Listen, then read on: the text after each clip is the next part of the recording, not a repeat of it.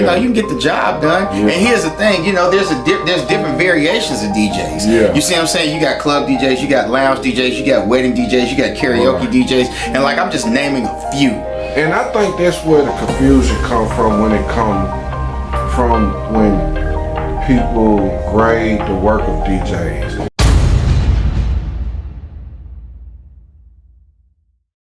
Hey, what it do, man? It's your dog KD, and guess what? We back with another exclusive episode of 615 Rap Game. And guess what? We got a special guest in the building, man. We got a Cashville legend, a Cashville OG. We talking about a god of the DJ scene, man. Welcome my guy, C-Wiz. What's happening? What's happening? How you doing? How you doing? I'm great, man. Thank you for having me. Good to have you, man. Shout out to my guy, put all this together, man. We finna chop it up with my guy, Wiz, man. Yes, sir. Yeah, man. So, jumping straight into it, man. Like, right off the bat, man. Like, the city label, C-Wiz, God of DJs, man. Well, God's a pretty big word. How you accept that title, that crown, that throne right there, like actually from a humble guy, like for me knowing you? Well, let me say this. First of all, you know, humbly appreciate God. That's a pretty big word. I'll say that, you know, I'll take the term, you know, maybe, you know, philanthropist, a construction, a builder. What I tell a lot of DJs is, you know, me and my business partner Daryl J, we essentially all we did was we built a house. You know, a house metaphorically for DJs to live in. The house, the structure is basically the same. You know, it's just that people, you know, the new DJs coming up, they'll remodel it and all that other stuff, add new paint to it. So. You know, I guess you're cool with that. I'm definitely cool with that. So essentially, you know, all I want to do and all I ever wanted to do was just go as far as I can. That way, these younger DJs have a target point. You see what I'm saying? So think about this. Think about your favorite basketball players, your Michael Jordan, your LeBron James, like all these guys, you know, Vince Carter, all these guys that retired when they were a lot older. Now you could be like, you know what? If he can go that far, maybe I can go that far or farther. So that's basically, you know, what I'm doing right now. You know, I'm just building a house, but humbly appreciate the guy. You know, for me, there's only one guy, but it's you know, like, it's like you set the platform. When I say that, it's like exactly what you explained. They look to you as you set the platform. I remember, man, like I worked with my guy on this podcast right here. He made a post with the top 10 DJs. Okay. And I did see this. He didn't put your name on the list, and he says that's why, like, you're a god. But a lot of other people took it like, hold on, this ain't no list without Wiz. And he was kind of trying to shed the light on the generation that's under you guys. Well, let me say this. First of all, I'm glad the list came out. You know, and what I said in the comments is what I mean. Like, you know, everybody has a list, and I appreciate that. You know, that my name just, you know, I'm way over here. There, like whatever that was, like I appreciate it. But you know, that I also had to smile because it lets me know that, you know, Nashville is this is how you treat Nashville, and Nashville will treat you. As long as you know, never turn your back on the city, no matter how blessed you get. I originally heard you say that. And no matter how often, you know, just make sure if somebody comes up and hollers at you, you holler back. You do those two things, Nashville will love you forever, and I've been here forever. Yeah. So you one of the DJs I can take that never took what you have built to act Hollywood with the people. And I can't do that. We appreciate you as a city for just being humble, because like a lot of guys don't stay humble, man. I'm telling the truth. Like a lot of guys just don't stay humble when they see, okay, I got the wave, and you know their chest get to sticking out. You stay humble. No. Well, you know, I'm gonna tell you, man, honestly, and this is something that, you know, I don't think I've ever said on any interview.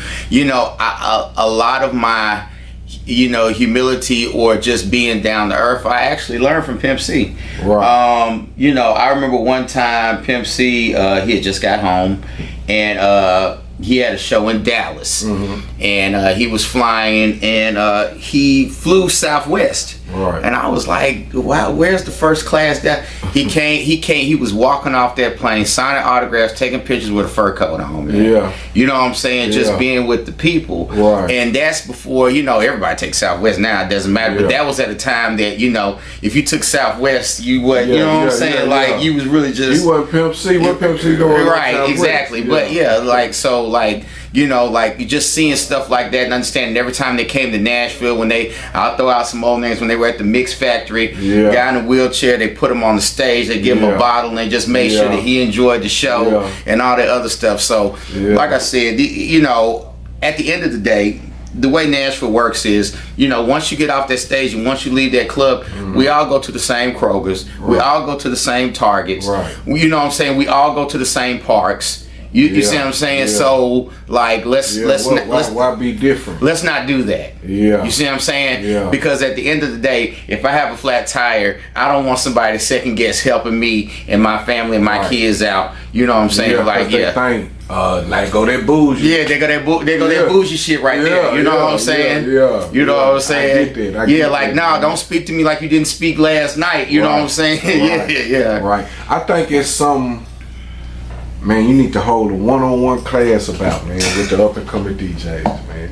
Hold a one-on-one class on, like, you know, just be humble, man. With artists, too. Like, artists build a buzz, and it be like, and it's with anybody. I feel like, man, if God blessing you in your motion going, man, be humble about it, because like Quanah say, man, it ain't me, it's God. Like, so look at it that way, you know? Exactly. You know what I mean?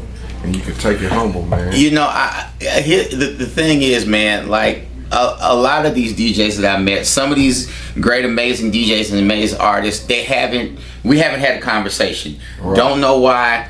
Don't really go out much. You see what I'm saying? But when I see DJs, I see them. Yeah. You know, I can honestly say that I have yet to meet a DJ, regardless to how they act with everybody else, how they act towards me. Right. Very cool, very cordial. Yeah. But you know, the way I tell anybody is just, you know, give me what I give you. Right. If you know, speak when spoke to. I say, hey, you know what I'm saying? Like, Yeah. you know, if you give me that, I can give it back to you. And that's I haven't really had a bad encounter. Yeah. And you know, I wouldn't mind sitting down with people if they're willing to hear it. Right. But you know, just I think it'll be fruit for the soul, man, if you can spread that through the game, man. Yeah. Because people ain't crowning you and titling you and saying you on a type of pedestal of what you did for the culture of Nashville, just as in the whole. So if you could spread some game to some, like, that'll be nice. Well, hey, here's the thing. Nice. I'm here for it. Yeah. And I'll tap in with my guy, man. Yeah, I don't know if a one-on-one class might call you, but listen, he a humble guy. He work with you. You gotta tap in,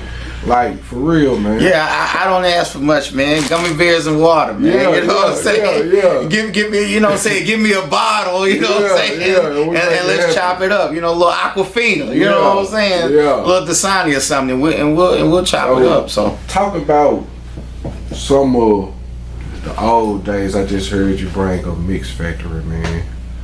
I want to see if you remember some of these days, man. I was a big C-Wiz fan. Okay. Of your blend game I back in the appreciate day. it. This Yes. is CD World. CD. This from Soundstream, Clarksville Highway. Clarksville Highway. What's the one on Jefferson?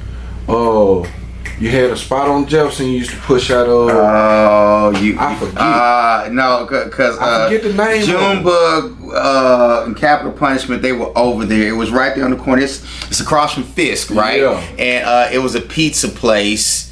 Now it's a pizza place now, Right. but I remember that spot. Of course, you know, we can't forget about, you know what I'm saying, the mighty New Life. Yeah. That's like the Godfather. Yeah, that now New Life is definitely definitely something special, and Lee and Big Rob and AD rest his soul, he passed, and CJ, you know, we definitely, you know, had some good times, man. I'll tell you, and I don't want to get too far, but man, you know, I sold some pretty special albums. I know this. And here's the thing, I'm not so much talking about me, but think about this. Let's just think about this. So when I say I sold, so what New Life did is, you know, like albums used to come out on Tuesday. Right. So we used to get them Thursday and Friday. Right. Right? So, you know, yeah, they'd be $9.99 and Tuesday, and ours be like $14 and $15, but you're getting it early. Right. So think I sold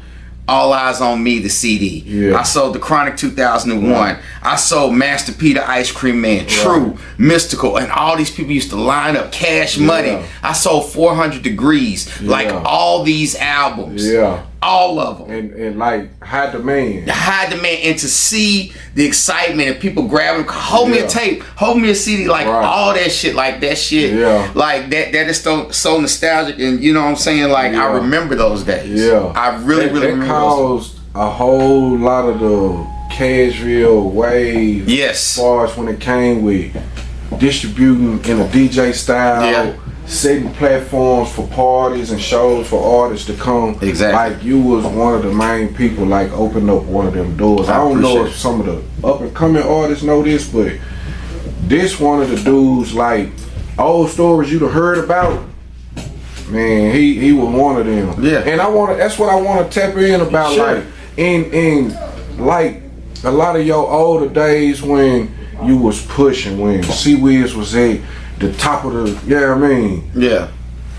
the artists you was working with at the time, who would you say was like the most influential and like you had more of a closer relationship with Well, in the city? So a close relationship with you know, of course, Kwani. Yeah. Of course, Haystack. Yeah. You know, I remember when Starlito started his journey. Yeah. Of course, oh God, Cool Daddy Fresh. Right. Pistol. Rude Awakening. Oh my God. Let's see, Black and Jay. Right. Oh my Black God. and Jay, Yeah. I mean, people are gonna kill me when they see this because I can't remember everything. Oh man. So many people had impact. Yeah. So many, and Yeah. you know the good thing about it, and I will say this is that you know you weren't really gonna get any records sold unless you came to New Life Right. to get Right. it done. You see what I'm saying? And I seen it, like the Cashville artists. They Oh, do Sosa the Plug, M, you know what I'm saying? Yeah. Oh, Jack Zane, that's it, Jack Zane. Yeah, Okay, Jack Zane. yeah, Hey, okay. That's Christ. His name don't be brought up a whole lot, and he was. It's like a lot of people that really I felt like done something for the culture and the music of Nashville when I was growing up. I don't be like how we get back in touch with some of these people. Oh, Boogie, oh my God. Jesus Boogie, Christ. that Oh type. gosh. You see what I'm saying? Yeah. Boogie like was a real classic, Michael. You see what I'm Yeah, saying? yeah. He was this type. You see what I'm Yeah. saying? How do we get back in touch with? I think we're getting back in touch with them to just like have some type of legend concert to just bless the young crowd with. You know what? I think like give them a reason to enjoy why we celebrate what we celebrate. You see what I'm saying? You know, here's the thing. If the younger generation would accept it, you know, you got to remember. So, like, you know, there's no. The good thing about technology and the bad thing about technology is the good thing. Right, talk to us. Yeah, the good thing about technology is here, Right. and people record things and memories are made, and there's cameras everywhere, right? Right. Okay, and when we were having our moments, you know, we just tell the story. They don't have anything tangible, or they don't have That's what it is. They don't have any data to say, okay. Yeah. You know, you just have to trust and believe that when we Right. say they were these dudes, they were these dudes. Right. You see what I'm saying? And that, but also in the same breath, technology has moved things so fast. So think about this. Okay. You know, very few people cook in the stove. A lot of people warm stuff up in the microwave. Very few people, you know, mail their bills in. They do everything online. That means that nobody has any patience anymore. They want everything, you know what I'm saying? Yes. Your phone frees up. First thing you're going to say, I got to get a new phone. You gotta get off the top. You see what I'm saying? So no matter what it is, so that also sped things along. So the good thing about technology is that, you know, the data's there, the video's there, the format's there. The bad thing about it is, like, everybody has to constantly be dropping something, constantly be doing something, constantly be doing something. And, you know, that's where the problem is. So I don't know if the younger audience is like, if I can't see it, you know, just like they always say, if there's no video, it didn't happen. Right. You see what I'm saying? Right. So I know that. I think that what our bad curse is about, like when we try to express what we did, like, man, only if we had a camera. Only if we had a camera, like a real this camera. This was a big moment. Right. You see what I'm saying? Yeah, because we were, like, here's the thing. This is the video camera right now. Back in the day, it was, what I'm saying? Like, you had to have the whole camcorder, VHS. You see what I'm saying? So battery only lasts 20 minutes. Yeah. Something happened. Yeah. So that's the other part of it. Man, so like, transforming from the timings we had, like, we would have to print up our CDs and sell them. We would have to print up our posters versus now they drop them online and they put some promotion behind their posters and stuff online and the job is done. Yeah. Like, how do you think that hurt and helps the game? Well, let's start with how it helped the game. So now, what all these artists were screaming, from 3-6 to Master P to Cash Money to everybody independent. Like, you don't have to have a major label to get heard. You know what I'm saying? You just have to have something that people want to hear, no matter how good, how bad, how you see what I'm saying? Right. That's number one.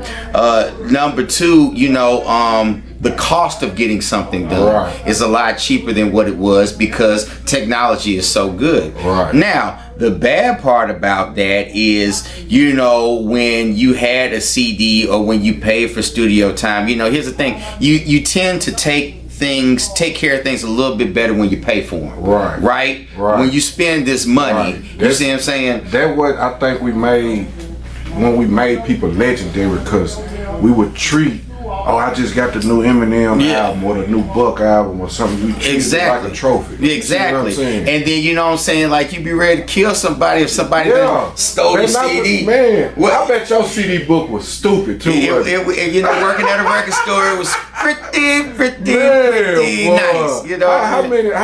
How many albums, physical albums from records and CDs right now you think you own? On now, I got like maybe a few hundred, but at one point there were several thousand. You know what I'm saying? But for moving and technology and not, I got a lot of promo records too, because so that was a big thing. Like, DJs used to get, with record companies, they used to send them free 12 inches and albums and everything. So of course I got all of the, all those things. So I got rid of a lot of that stuff. So I guess maybe a few hundred. Maybe a few hundred. Man, I thought I still had a mean CD collection. He said a few hundred. I probably got about 60 CDs. Yeah. But they still intact. They from the artists of Cashville. Like, when I bought a copy, like, I started this book, and like, man, it's gonna be like a trophy. I want to be able to show this 20, 30 years from now and see if more people remember this. But let me ask you a question. When you did that, did you do that recently, or was this kind of... Nah, this been over time. Okay. It's been over time. Like, I'm going to say maybe from 2005 span on up to now. Okay, so, back then, we weren't really thinking like that. Yeah. You know what I'm saying? So just think about this. We never thought... I thought that a tape would go to a CD. I never thought that, the whole MP3 file thing, like, we never thought that. Right. And the game changed for New Life is when Steve Jobs, and here's the thing, I love Apple more than anything, and you can ask anybody, I'm an Apple junkie, just like the rest of the world. Yeah. They're worth trillions of dollars. Of course everybody loves Apple. Yeah. But the term, you have to tear some shit up to make it better. So think about this. When Steve Jobs walked across that stage and showed the iPod, and you instead of spending $14.99, you can spend $1.99 and get those one or two songs. Right. Then on top of that, it's in this little case. You don't have to have the CD books. Everything is mobile. Right. It started to kill the game. Right. So so New Life fought through the bootlegs. New Life fought through everything. But when that digital hit, it was over. It wasn't you couldn't put up a fight with that, man. It's like the Indians trying to fight these dudes, Christopher Columbus, and they're pulling up with the guns. Yeah, bow and arrows can't whip a gun. They got guns. Yeah, bow and arrow can't whip a gun. That's what their technology is. Yeah, so that's what technology did. But think about this. We're talking about the music, but think about how many jobs were lost. Right. Think about how you know what I'm saying, even with the iPad, like bookstores, they started closing bookstores. Right. You see what I'm saying? Right. Like all these things happen, and you know, so that's tearing it up. So people lost jobs. There's a lot of things that people lost. Right. You see what I'm saying? Record companies loved it because that's less money they got to spend on manufacturing, and that's more money in their pockets. In their pockets. You see what I'm saying? All I gotta do is just email you something. Yeah. I ain't gotta send you no case. So that's postage. That's pay. So like they loved it. It makes sense. Right. It makes total sense to them, but to artists, I remember like an artist like Boosie. He used to rap about it all the time when it was transforming. You know, like they. I think the first technology was they started learning how to bootleg your music. Mm-hmm. You see what I'm saying? Then when it switched to that, like he I guess he had a better physical run hands on like that than streaming. So he was against the streaming, like go buy my album. Well, and see, here's the thing with bootlegging, and the reason why bootlegging, don't get me wrong, bootlegging was huge, but there was a group of people that said, nah, I want the original shit. I don't want no burnt CD. I want Boosie's actual album. Right. You see what I'm saying? Right. Like when you had, and it was considered real fans. Yeah, passionate fans. Yeah, so that's the difference. Yeah. But you can't stop an MP3. Right. You see what I'm saying? You can't stop MP3. Yeah. Sounds better, never gets old, never skips. You know, if you lose it, you lost your iPod. You didn't lose that one song. You see what I'm saying? So yeah, definitely. Yeah, it's a good game, man. I just think we gotta tap into the wave of really knowing how to work the streaming game. But I mean, what is that gonna do? Like we recently heard Snoop Dogg say he had over 1 billion some streams and only got like a $30-some thousand check. Well, here's the thing, the stream game and how that goes, I know they get pennies on the dollar. Right. You see what I'm saying, per stream. But, you know, so I guess you gotta think about this. So if all I'm doing is listening to it, how much money should you really get? You see what I'm saying? And like I said, I don't really know how this really works. Right. So I'm probably swimming in some uneducated waters. Right. But you know, the fact of the matter is, you know, you can stream so many different ways. Right. You know what I'm saying? And get money so many different ways that, you know what I'm saying? Like, and I think if it's multiple platforms, you think it would have been more money, or that could have just been. You talking about back in the day or just like now? I'm saying like he said he got 1 billion some streams and only got a $30-some thousand check. Was that one platform? Well, see, I don't know because if it seemed like if it was multiple, you know, it's how many? Maybe 30 stores that's online. Like if he done that out of all the stores, would it seem like it'll be a better check? Well, maybe, but you know, if he's talking about streaming, you know what I'm saying, and he didn't specify, he didn't say, you know, I got 1 billion streams from Apple Music, I got 1 billion streams from like, if he didn't specify that, so let's just assume, because there's some streaming services that we don't even know about. Right. You see what I'm saying? You know, it's a Pandora stream on a free platform with the trial. You know, you only get a half a cent, whereas somebody who bought Pandora, you know, YouTube, you know how they got the YouTube Premium where you don't have commercials and all that other stuff. I only know 2 people that actually pay $60 a month for that. Everybody else just fight through the commercials. Yeah. And me as being a creator, I think I'd rather for you to fight through the commercials because that's how I make my money. Exactly. I don't want you to pay to skip the commercial. Right. To defeat what I'm doing it for. Exactly. So I don't know. It's a two-way street for the consumer and the creator. You know, I will say this. The one thing that I can say about, you know, the newer generation is there are so many ways to make a dollar. Like folks should not be you know, quote unquote, struggling or broke or whatever. There's so many ways to make $1. Right. You see what I'm saying? Yeah. And you can make $1 from your house. Right. You know what I'm saying? Right. So like so many ways. Right. So, you know, that's the good thing about technology. And, you know, even as terrible and as amazing as the pandemic was, you know, the pandemic, here's the thing, we'll never see that again in our lifetime. Yeah. But just imagine that. I mean, like, think about this. Like, you actually lived through a pandemic where you weren't going outside. Right. You see what I'm saying? You were standing. You had to create a check. Create something. You had to create a streaming. We had to create a streaming. Like, they had verses and everything. And I thought that was dope. You see what I'm saying? But it took, not that we had to stay in, but things that they created from the inside, I thought was dope. But here's the thing. See how amazing the mind is when you're backed into a corner and everything is stripped away. Right. You see what I'm saying? Everything was stripped away. Yeah. Yeah, like you can still make it work. You can still make it work. You see what I'm saying? So yeah, that is the one great thing about technology. I mean, here's the thing. At the end of the day, technology is amazing. Right. Even from the smallest thing is that I don't have to carry 10 crates of records anymore. All I gotta do is just have a mean ass laptop and my controller. Right. I don't have to pick eight dudes out of the line talking about y'all can get in free if y'all grab these crates. Right. Now it's just me in a backpack. You see what I'm saying? Right. So you know, even for nothing else. Yeah. You know, from a DJ perspective. That's you dope. know, my life. And here's the thing: it's getting ready to get shorter because you know now you can DJ from iPads. Right. Really well. You see what I'm saying? So yeah, like that's what. Man, I be the type to want to learn everything, man. I think I might have to tap into learning how to DJ. You can do it from an iPad. Yeah. That's simple. It's that simple. So, you know, you get the iPad and, you know, of course you'll be using your fingers instead of your hands, but, you know, you can get the job done. Yeah. And here's the thing, you know, there's different variations of DJs. Yeah. You see what I'm saying? You got club DJs, you got lounge DJs, you got wedding DJs, you got karaoke DJs, and like I'm just naming a few. And I think that's where the confusion comes from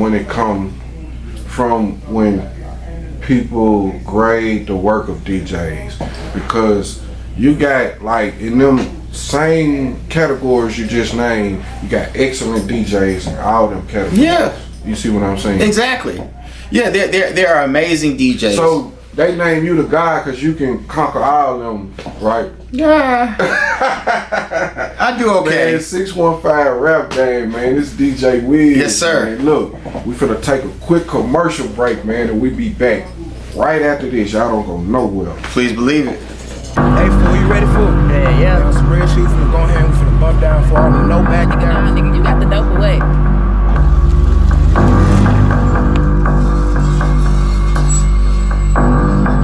Rico. Well, Make sure they have my money on the real. What up, Rico, fool? What you got going on? Long time no hear. I don't know who that boy. Don't just make money. Okay, say no more. I'm finna pull up.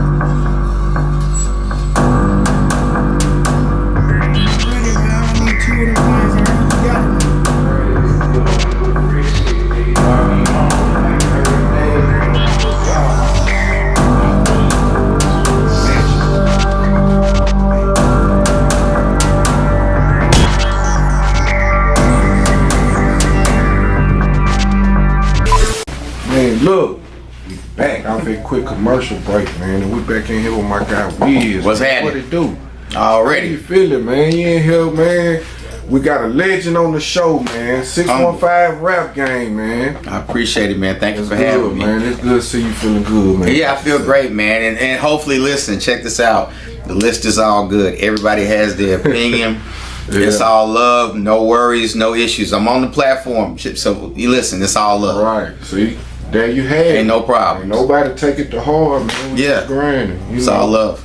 So, speaking on that, man, tell me 5 up and coming DJs that you that's got a nice push that I should look out for. What is the level of up and coming? You see what I'm saying? I say up and coming. I'm gonna say my up and coming to you is like 5 years and under at this period. Like they building, but they got some nice shit going on. Well, let's see. And then I might be off with the timing saying 5 years, cause like I get on people and they might been pushing longer than that. You see what I'm saying? Well, I mean, you know, of course, 270. Of course, Cash, Mouse. Right. You know, oh my God, Sonny D. Sonny D. Sonny D. Man, rest in peace, Sonny Rest D. in That peace, was my Sonny D. guy, man. Yes. When you talk about a personality, man, like dude had a dope personality, man. Right. And I'm gonna tell you one thing. And well, first of all, before we get into other DJs, you know, I'm gonna say this.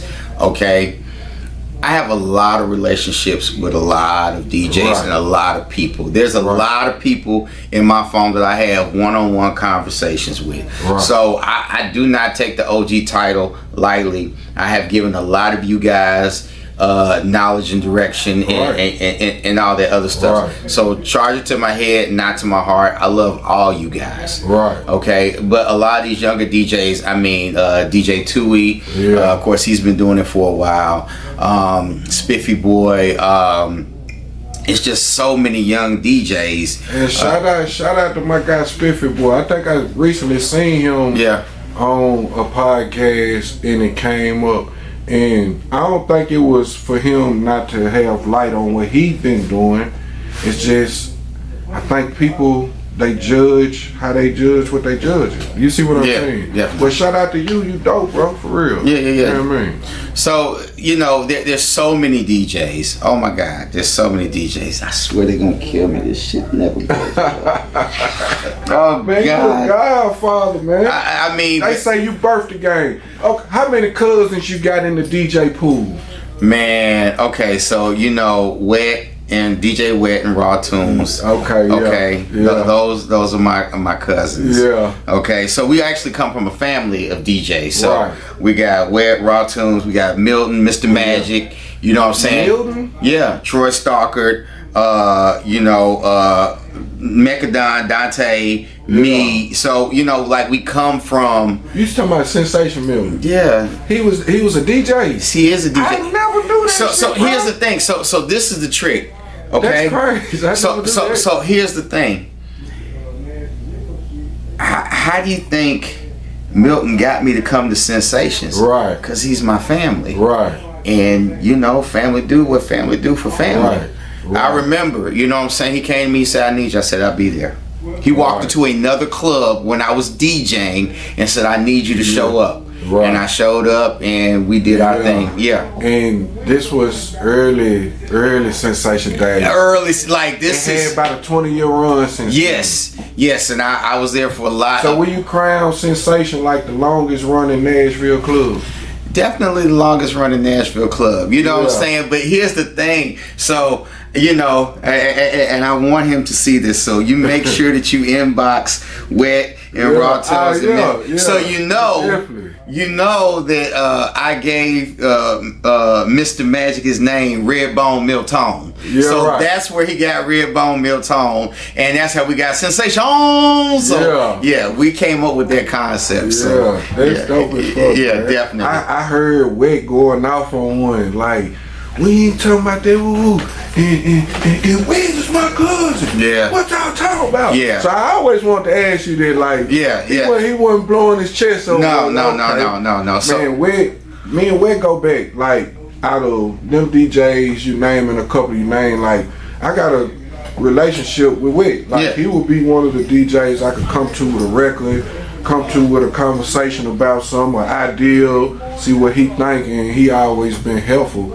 And just through the history of Sensations, his vibe and what he created, along with everybody filled in, Raw Tune, you, who else done? Kenny like Smooth was there. Kenny Smooth, some of the Happy Hours and stuff. Like, bro, this ran for this long off of this combination. Exactly. So I'll tell you this. So Wet and Wet will back me up. So Wet's foundation, you know, is from me. Right. His foundation. Right. Now, what he's grown into, right, that's his seed. But his foundation, right, read the crowd, play to the women, right, do this, use the mic, right, this, that, and the third. And he did it. And he's done it. Yeah. And he did it, and he gets it. Yeah. You see what I'm saying? Yeah. And he acts the way I act when I see people that were ahead of me. So when I see Super D, or when I see DJ Rock, or when I see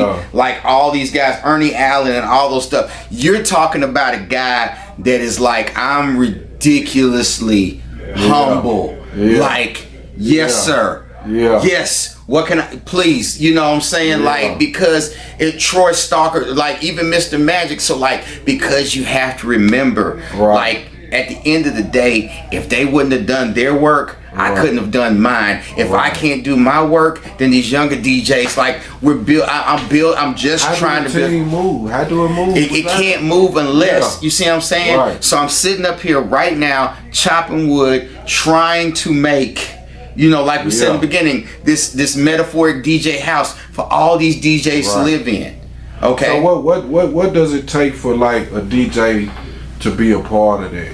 Well, all I gotta do is just continue to live. Okay, just continue to live. And DJs, like, there's so many ways. Okay, you see what I'm saying? Oh, DJ Chill got motion. I just thought that. Okay, DJ Chill, he one of my favorite. When you say like a smooth, humble, laid back dude for what the stuff he got going on, he one dude that you could tell rub off y'all like, cause he's humble. He ain't looking, I'm running with, I do this, well, I done it. Nah, he humble. You know what I mean? I like it about him. You know what I'm saying? Like, I love Young Chill. So here's the thing. And like I said, just those relationships, you know what I'm saying? I can hit Chill up, he will answer the phone. He'll be like, what's happening? You see what I'm saying? Like, it's real. But my point is that, you know, all DJs have to do, DJs, listen, real quick. All you have to do is just continue doing what you're doing. If you're finding success in your lane, stay in your lane. Okay? Stay in your lane, because here's the thing. There's a need for all of you all somewhere. Okay? I'm a lot older. We're not going to get into ages, but I don't do the 21 and up turn-ups. I can't. You see what I'm saying? That's not my job.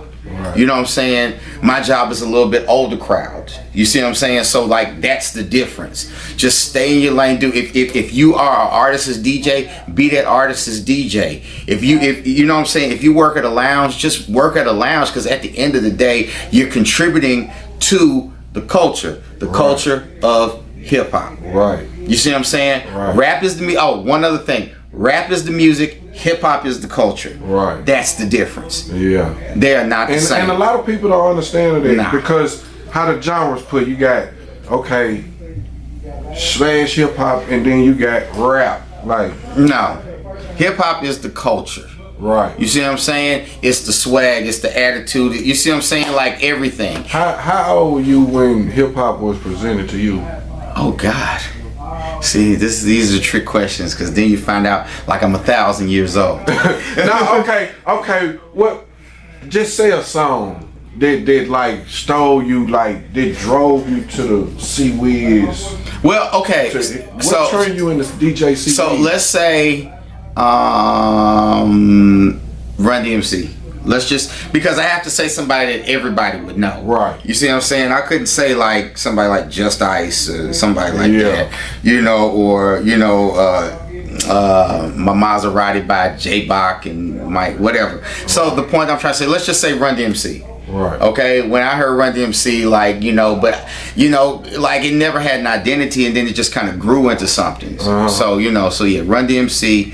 But Kid Capri is probably the DJ that, you know, definitely showed me, you know. That's dope, man. Yeah, definitely. That's dope, man. So, like, man, it's crazy, man. Dude, like, man, we can go over your DJ vision forever and, like, what you got to say about it, because it's like we want to know. Because, like, the city, how they crown you, man.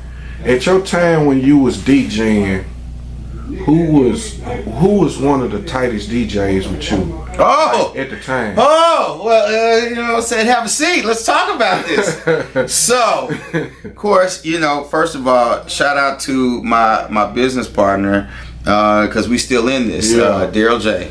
Okay. That goes first and Yeah, foremost. that name, man. Listen, that's a real Nashville legend name too. Exactly. Yeah. So you know, and our names are synonymous with each other. C-Wiz, Daryl J, C-Wiz. We've done that for so long. Okay. Right. So you know, I can't forget about Reggie Ridge, LJ, Lil Les, Froggy, Frosty. Man, hold up, slow down. Lil Les is one of my biggest DJ street legends. Like his mixes, his screw mixes, man. And I ain't never catch no party or nothing. I caught his CDs. Man, we used to fight in the neighborhood over the CDs. I done stole this CD. I done forgot I stole it. I'm pulling back up on it. Man, how you get my CD? Like, bro, we used to box over them CDs. It's crazy you said his name. Man. Yeah, I mean, you know what I'm saying? And one of them, DJ Sir Swift. Yeah. Like, they had nice blends and mixes. Yeah. And Reggie Ridge, like, we all sold these tapes. You know what I'm saying? Howard Q. Oh my God, DJ Just Born. These guys from Memphis. Devin Steele. Oh my God, like so many.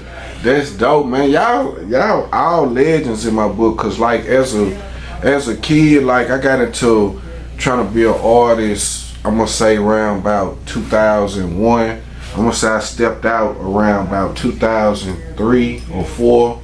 Made some of my first music with Starlito and stuff when he was just coming out. Yeah.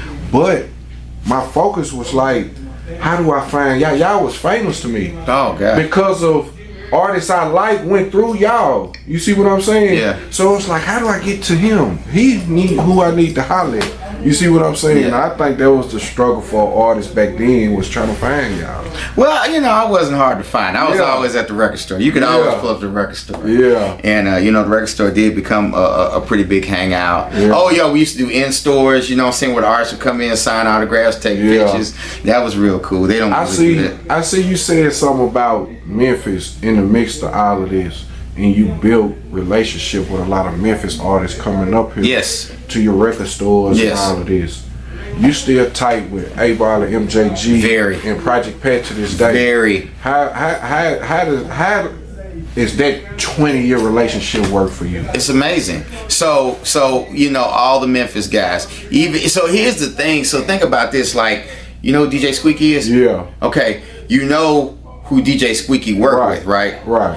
You know he worked with Young Dolph, right? Yeah. And like me and Squeaky, like Criminal Main. Right. You see what I'm saying? A-Ball and MJG. Of course, look, we're not even gonna get into the whole 3-6 Mafia. So do you know Larry? Lil Larry? Yeah. Yeah, I know Lil Larry. Yeah, okay. Yeah, so we're not gonna get into the whole 3-6 Mafia, Hypnotized Mind. Like, that's family. Right. Family. Right. You know what I'm saying? And I see this on like posts that go years back. Like, and that's why I wanted to ask you about that, like, cause I see a lot of people, like, I'm gonna say from like Buck to Starlito to General, other people that built relationships with outside people of the city that we thought were stars. I seen you carry like a longer, tighter relationship that shows. Well, here's that's dope though. Yeah, you know what I mean? But here's the thing: close with Buck, close with Star, close with Jelly Roll. You see what I'm saying? Like here's the thing, man. Like, and here's the thing: just to know these people and these people know you. Right. And once again, what I said in the beginning of this interview, you know what I'm saying? They give me love, I give them love back. You know, it's reciprocal. Yeah. You see what I'm saying? Yeah. Like, and in those moments, you know, we know who we are, but we let those things go. And we're just like, yo, you see what I'm saying? Right. So that's really one of the great things. It's like you lose your whole dignity of the game when you let this stuff go or something. Because you gotta understand, like, it's like, I want to break it down in small terms for you. It's like me and my favorite football team. Which is? 49ers. Bro, they don't know how I feel about them losing the game, but if they knew, you think they would play harder? Do it make sense though? It does. It does make sense. Now, I'll say this. I was hoping for a different answer than the 49ers, but I respect that. You know what I'm saying? Who your team? Titans? Well, I mean, it has to be. I mean, it ain't got to be. I mean, I was raised on the 49ers before Titans stepped. Hold on, let me turn around. Pay my respects, because I do rock with y'all, mess with y'all. Before Titans stepped foot in the city, 49ers raised me. We was always playing against Dallas and Green Bay. Yeah, I mean, but I was a Jerry Rice fan and Deion Sanders fan growing up. Right, but here's the thing, man. But when the Titans got here, they got here. I supposed to have let all that go? They got here, man. They got here. And the way... I have beef with my friends to this day about this, bro. Dude, the way the original Titans... Yeah. You know, the way... I missed it. The way that they locked in with the city. Yeah. And they still locked in. Like, you still tight with Eddie George. Y'all still do a lot of stuff together. Yeah, like, yeah. So here's the thing. That's what's dope. Yeah, so I DJ for TSU's football team. Right. So if you ever go to a game, and you should go to a game, and you hear a little blow the whistle of Young Dolph, just know that's your boy C-Wiz playing. Your boy putting his sauce on it. Yeah, but so what I'm saying is, like, these guys, like, they used to pop out in the city. You know what I'm saying? Yeah. And like, you would see them, and once again, like, that's how, and that's when the love for the Titans was like, right? Because we saw you. What you think the Titans need to do to get their love back? Cause I've been seeing a lot of posts lately, man. We got a lot of people around the city right now angry, man. Like, and these diehard fans, like, they fanatics. I done been around a couple of some of these people. They got Titan seat covers, Titan pictures, Titan pillars. Like, they fanatics. What do we do? Man, just keep supporting them. I think it's a different time now. It's just a phase or something. You know what I mean? Well, let me say this. So here's the thing. I understand that, at this point in time, the Titans now are not what the Titans could potentially be. Right. Obviously, we're in some rebuilding shit. Obviously. Right. Obviously. So, you know what I'm saying? But I still love the Titans. Now, what it takes to get them to be the way the original OGs were, like, there's two parts to that. First of all, the impact of new football team. These guys are here. These guys are out in the city. Like, you see them, like, you could, like, those days. I don't know. There's a lot of things I don't know if you can recreate. Right. You see what I'm saying? Right. And plus, like I said, it's a different time now. Yeah. You see what I'm saying? Yeah. So I just think that if they if they can turn around, let's get some W's. I think that'll what I'm saying. Put some sauce back on the food. Yeah. I think that's what it'll sauce take. back up for us Titans, man. Like, yeah. You see me, like, it's hard to let them know that I like you as a secondary. Cause 49ers my team on the top up front. I'm sorry, Will. Well, we gotta tighten up, man. Yeah, we gotta tighten up. I would try to tighten up, man, but them Niners raised me, man. Hey, man, and I understand that, and I respect that, and you know what I'm saying. I mean, we all had our teams. Yeah. You know what I'm saying. Yeah. But now we have a team. Who was your team before the Titans got here? It's cool to tell us. It's cool to tell us. I mean, it's hard to get that out of people too, because they want to make it like they only liked football when Titans got here. No. So here's the thing. So this is what it is. Okay, and this is the thing, and I can tell you a basketball story better than I can tell you a football story. I liked players, right? So that kept me from liking teams. Right? You see what I'm saying? Right. So I like Deion Sanders. I like Emmitt Smith. I liked. You see what I'm saying? Like, I like these guys. Yeah. Jerry Rice. You see what I'm saying? Like, I like different people. Yeah. So that's how that worked out. Yeah. Which is the same reason why, you know what I'm saying? Like, I ended up. Here's the thing. Love Memphis Grizzlies, but if you know me, I'm a Golden State fan. So, but I'm a Golden State fan, and here's so you a root against Memphis for Golden State? No.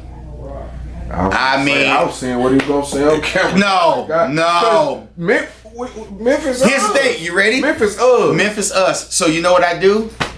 I sit very, very quietly, and I don't wear anything. I wear all black at the game. Oh man, y'all listen. This man said he don't participate. I can't. No. That ain't fair with you. But okay, so You here's gotta pick a side sometimes and make it competitive. Hey man, look, let me tell you something. Man. When it comes to the Grizzlies and Memphis, like here's the thing, I love the Grizzlies. Right. You know what I'm saying? Ja Morant is Man, he amazing, man. he's box office. Yeah. You know what I'm saying? And but you know, but I like Golden State too. Right. So here's the trick. So I went from Michael Jordan to Kobe Bryant, and then when Kobe Bryant retired, of course, you know, I like players before that. Right. But you know, just to kind of speed things up, Right. from Michael Jordan to Kobe Bryant, and then after Kobe Bryant, I said, you know what? Let me stop following one person. Let me try the whole team thing. Now, How did that work out? it worked out because I went with Golden State because the coach used to play with Michael Jordan. Right. You see what I'm saying? Right. And then I saw how they played, and they played great together as a team. Right. There you have it. It doesn't hurt that, you know, Steph Curry's on the team. And he I think when they put that together, they started like a dynasty, like how the New England Patriots was. Yeah. You know, like they got something to do with it. If they make it or not, you have to go through them. Yeah. That's what I like about Golden State. Yeah. You know what I mean? But I have my reasons on why I used to hate him, because I'm a LeBron fan. You like LeBron? Man, I'm a LeBron fanatic. Okay. And then, like, I've been looking at this YouTube thing where they were showing, like, this dude, he was talking about statistically what makes the GOAT. You see what I'm saying? And the way he added it up for LeBron, y'all, LeBron the GOAT. He the GOAT over Jordan. He the GOAT over Kobe. Now, I'm going to get a lot of backlash because I get it where I'm at when I talk about this. But I've been feeling like it. Okay. How you feel about this situation? Here's the thing. I know who LeBron is. I respect LeBron as an amazing player. Respect LeBron as, you know what I'm saying? Yeah. But if you know me, like, I'm not a LeBron fan. Why? I mean, I'm just not a LeBron fan. So here's the thing. Oh, you're a Steph Curry fan. I love That's Steph why. Curry, but here's the thing. It's not. But here's the thing. There's two things. So, you know, the one thing that LeBron has, maybe because I'm a little bit older, his impact. You got to remember, like I saw Jordan play. Right, I did too. Wait. I did too. Well, I got the decline, but I got a championship out of him on the decline, so I got to see him at his prime too. Okay. But I did something that I know you didn't do. Okay? You didn't go stand in line to buy the Jordan. Nah, yeah. Okay? Yeah. You didn't see the impact Yeah. of the first round of Jordans. Right. And that's just because of age and timing. Right. It has nothing to do. I promise you, if you had a choice, Yeah. you see what I'm saying? Right. So you see, so like you never saw the impact. And here's the thing. LeBron is amazing, okay? Yeah. But I like his, like his impact. Man, for younger people, he's probably, you know what I'm saying? Yeah. But I'm a little bit older. I think for the younger people, they choose Steph. I think people more like in my age range. Like, I'm 30. I'm gonna be 40 in 2 more years. You know what I mean? So it's like LeBron, my area. You see what I'm saying? And here's the thing: I respect. Do not get it twisted. I know exactly who LeBron James is. And I seen him do it. Like you said, I seen him come out of high school. I seen and watched him surpass all these numbers. Right. You see what I'm saying? It ain't a championship I missed. Exactly. Even the ones he lost. Exactly. So it's like, when I added all up, that was amazing to me. It is amazing. it is amazing. But I'm gonna tell you, like when Jordan hit, he hit. Yeah. And the problem is like that moment. Yeah. You know what I'm saying? Like those moments are hard to be recreated. You see what I'm saying? Yeah. I mean, LeBron, I guess for me, and I'll probably get a lot of flack for this, but whatever. Okay? And I, people with impact, and I understand, status and everything, but, Steph Curry changed the game. Yeah. He's the reason why people are shooting 3-pointers and not going to the basket anymore. Right. Okay? Yeah. So I'm just asking you, and I wish this was off camera, but has LeBron done anything impactful besides? I mean, I'm not talking about score to change the game. To change the game. So like, here's the question: what has LeBron done that every kid is doing? That could be like considered like basketball has its own culture, football has its own culture. I know what you mean. Like even with the rap thing, like when Lil Wayne started rapping with the dreads and tattoos, it just went everywhere. It went everywhere. I know what you mean. So what I'm saying is what that did LeBron do to change the game? Man, he dunked on niggas, man. People been dunking on niggas. No. Okay, but wait. Wait a minute. Hold up now. Let's talk about this. Okay. Man, boy, so I wish I had some highlights pulled up. Wait a minute. I know. Well, here's the thing. You're talking to somebody. I know who he is. Yeah. Okay. But what I'm saying is, okay. Now let's be realistic. So this is the realistic. So when Jordan did his thing, he had people jumping their tongue out, this, that, and the third. Okay, you could do that whether you were 5'2" or 7'1". Right. Okay, you know, you see what I'm saying? Not everybody can dunk. Everybody is standing on the 3-point line shooting. Right so now. my question is, what did LeBron do? What did LeBron do to change the game for everybody, to make everybody feel like, you see what I'm saying? Because everybody. Man, so look, this man saying Jordan legacy and what he done in the game was bigger than LeBron's. It's a cool argument. We're gonna need some more help. I'm gonna need some more of my sport expert homeboys to tap in on this conversation, man. We got C-Wiz in the building, man, chopping it up, man. Hey, man, if we got to do a part 2, 3, and 4, man, you know what I'm saying? Yes, I am not hard to find, sir. Yes, sir. Yes, sir. So, yeah, you can bring me back anytime. But, no, what's cracking? What's popping? Man, look, man, before we close out, man, get a fans one piece of advice that's fruitful from CJ Wiz, heart to heart, to your fans. Okay. Remain humble. That's number one. It's a few things. Number two, well, no. Remember that, you know, your talent is a blessing from God. Period. It is not you. You are, you know, a vessel. God gave you a talent. Use it wisely. Respect that. You know what I'm saying? Treat it as precious as you treat breathing. Okay? Stay humble. And never forget where you came from. Man, that's right. Never forget where you came from. And as PimpC said, you ain't gotta love it, but you gonna respect it. Already. Yes, Appreciate you, man. Man, give 615 Rap Game and HBM Films a big shout out, man. Hey, man, 615 Rap Game, man. What's happening? HBM Films. It's all love. C-Wiz, the OG, doing what we do. Tennessee things. Already. Oh, it's your dog K-Deezy. K-Deezy. All love. Thank you for having me, bro. We out this thing.